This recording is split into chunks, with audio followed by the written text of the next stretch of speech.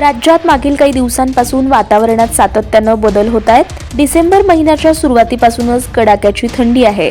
उत्तरेकडे थंडीचा कडाका बघायला मिळत असल्यानं राज्यातही थंडी आहे। पुढील काही दिवसांपासून तापमानात चढ-उतार बघायला मिळतील। उत्तरेकडून येणाऱ्या शीतलहरी कमी झाल्यानं थंडीची लाट गायब आहे। मात्र गारठा आहे। सध्या वायू प्रदूषणाचा प्रश्न गंभीर असून हवा खराब झाली आहे। सर्दी, ताप आणि गळ्यात खवखव होण्याचा त्रास वाढला असून रुग्णांची संख्या वाढते आहे। मास्क घातल्याशिवाय घराबाहेर न पडण्याचा सल्ला डॉक्टरांनी दिलाय। मुंबईसह पुण्यातही हवा खराब आहे, त्यामुळे नागरिकांच्या आरोग्याच्या समस्या निर्माण झाल्या आहेत। देशातील काही भागात थंडी आहे तर काही भागात पाऊस सुरू आहे।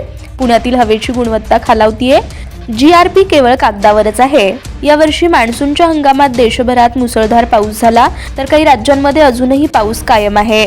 भारतीय हवामान विभागाने 17 ते 20 डिसेंबर या कालावधीत देशातील अनेक राज्यात मुसळधार पावसाचा इशारा जारी केलाय। हवामान विभागाने उत्तराखंड, केरळ, तमिळनाडू, कर्नाटक, जम्मू काश्मीर, लडाख, पुदुच्चेरी या ठिकाणी मुसळधार पावसाचा इशारा जारी केलाय।